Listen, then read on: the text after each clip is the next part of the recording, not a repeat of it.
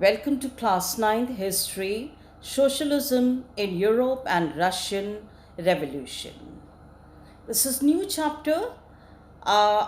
In this chapter we'll be studying about the age of social change, the Russian Revolution, the February Revolution in Petrograd, the Revolution of October 1917, then what changed after October Revolution in Russia?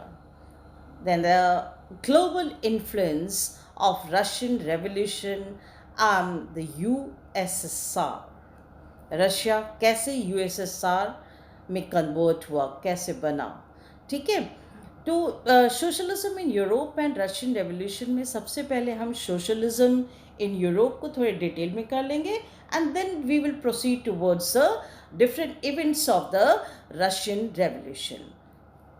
देखो, पूरे Europe में demand हो रही थी socialism की। अब क्यों हो रही थी सोशलिज्म की डिमांड, उसको जानने के लिए हमें ज़रूरी है कि हम ये जानें कि सोशलिज्म की मीनिंग क्या है और कैपिटलिज्म की मीनिंग क्या है, ठीक है। तो सबसे पहले हम कैपिटलिज्म की मीनिंग हम आपको बताएंगे कि कैपिटलिज्म जिसे पूंजीवाद हम हिंदी में कहते हैं। कैपिटलिज्म में क्या है कि जो सोशल और इकोनॉमिक सिस्टम जो है वो सारा का सारा देश में जो होता है वो प्राइवेट सेक्टर्स के पास रहता है या प्राइवेट ओनरशिप जो है उनके हाथ में रहता है। जैसे मींस ऑफ प्रोडक्शन, चाहे एग्रीकल्चर लैंड में हो, फैक्ट्री हो, इंडस्ट्रीज़ हो, इन सब के ओनर्स जो है जनरली प्राइवेट लोग होते हैं, ठीक है। प्राइवेट ओनरशिप रहती है, यहाँ गवर्नमेंट का इंटरफेरेंस ऑलमोस्ट न के बराबर, ठीक है। And free market system of the trade का मतलब कि वो मोनोपोली काइंड हो जाती है और अपने जो रेट्स हैं वो लोग सेटअप कर लेते हैं।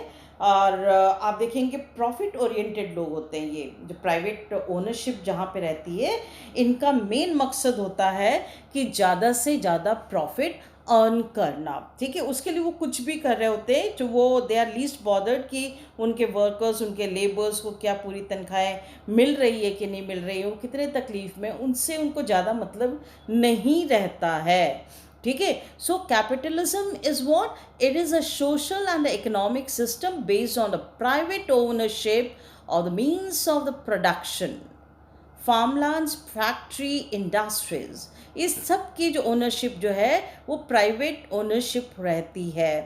And free market system of the trade, वो मार्केटिंग किस हिसाब से करते हैं, रेट अपने हिसाब से वो लोग फिक्स करते हैं। Their operation is for profit, जितना भी काम होता है वो प्रॉफिट बेस्ड होता है and there is no interference of the government. Capitalism जब हम पढ़ रहे हैं तो हम उसकी मीनिंग को जानने की जब कोशिश कर रहे हैं तो यहाँ देख रहे हैं कि प्राइवेट ओनरशिप, जो बड़े बड़े फाइनेंसेस हैं, जो ओनर्स हैं फैक्ट्रीज़ के, एग्रीकल्चर लैंड्स के, इंडस्ट्रीज़ के, इनकी ज़्यादा से रहती है। मेन ऑब्जेक्टिव क्या है? मेन ऑब्जेक्टिव इनका रहता है to earn the profit. Here the private owner keeps a maximum profit with him and minimum salary is given to the workers। जो वो डिस्ट्रीब्यूशन ऑफ जो डिस्ट्रीब्यूशन होता है, जो भी प्रॉफिट है उसको इक्वली अगर आप डिस्ट्रीब्यूट करेंगे तो मीनिंग एकदम चेंज हो जाएगा। तब हम किस तरफ चल पड़ेंगे? हम सोशलिज्म की तरफ। यहाँ पे जो प्रॉफिट गेन जितना हो रहा है वो प्राइवेट ओनरशिप जिसके पास है वो अपने पास रख रहा है, तो that is capitalism. Now let us come to the socialism, जिसे हम समाजवाद कह रहे हैं और जिसकी डिमांड पूरे यूरोप में उस वक्त हो रही थी और पूरे वर्ल्ड में इसकी चर्चा थी।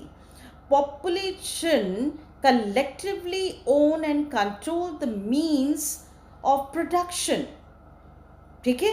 जो भी प्रोडक्शन हो रहा है वहाँ पे कलेक्टिवली पॉपुलेशन जो है, आम जनता जो है उसका हाथ रहता है और उसको जो रिजल्ट होता है, रिजल्ट इज़ व्हाट प्रॉफिट, वो बराबरी में जो जिसका जिस तरह का काम है उसको उस तरह के प्रॉफिट उसको बराबरी में मिलते, means profit is equally distributed in workers. So what is socialism?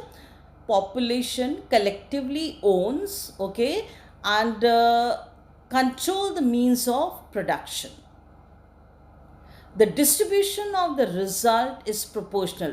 Result is what? The profit. Okay, जो भी profit हो रहा है, जिसका भी काम छोटा बड़ा जिस तरह से है, उसको equally जो है वो profit में से उसका हिस्सा ज़रूर मिले. Profit is equally distributed in the workers. तो ये जो socialism है, जहाँ पे लोगों के काम की value है, ठीक है, इसकी डिमांड हो रही थी. ठीक है, सोशलिज्म इन यूरोप. अब socialism in Europe, I hope that you have understood the difference between the capitalism and the socialism. Okay, now what's the idea behind the socialism? Socialism in Europe, most of the European countries wanted a socialism in their country. But what was the reason behind it? They were demanding it. Okay. अब आप देखेंगे screen पे as of social change. ये क्यों demand में आ रहा था socialism? फ्रांसीसी क्रांति, फ्रेंच रेवोल्यूशन. आप थोड़ा पिछले वाले चैप्टर को थोड़ा से अपने फ्लैशबैक को थोड़ा सा जाइए और उसको समझने की कोशिश करिए कि किस तरह से फ्रांस में रेवोल्यूशन आया था. ठीक है, तो उससे सारे के सारे इंस्पायर्ड थे. इक्वलिटी, लिबर्टी, डेमोक्रेटिक राइट्स, इन सब के मतलब कि मायने लोगों को समझ में आ चुके थे. ठीक है, और पूरे एशिया में, पूरे वर्ल्ड में फ्रांसीसी रेवोल्यूशन की, फ्रेंच रेवोल्यूशन की चर्चा थी. सोशलिज्म की वैल्यू को लोग समझ चुके थे. फाइन. तो after French revolution the powerful idea of equality and freedom it spread widely in Europe. Capitalism का मतलब समझ में आया ना.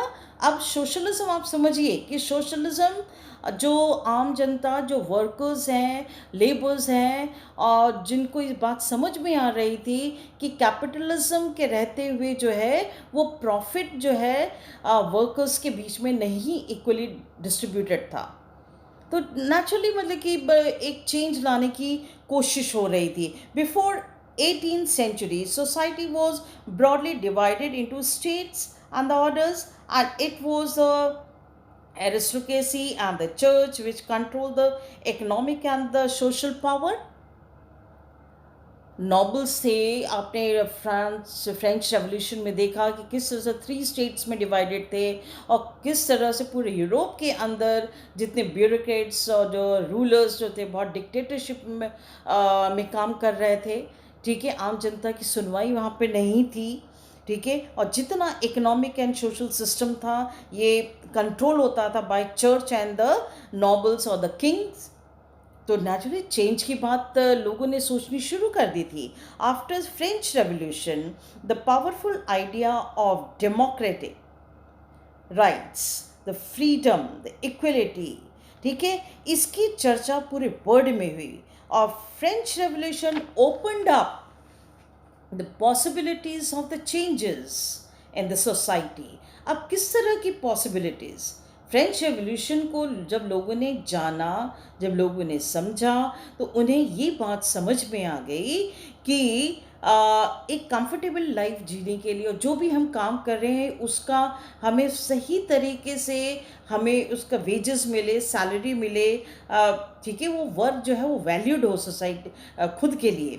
ठीक है, तो सोसाइटी में एक चेंज चाहते थे लोग and they wanted democratic rights, equality, liberty, and they wanted to end up the dictatorship and the monarchy.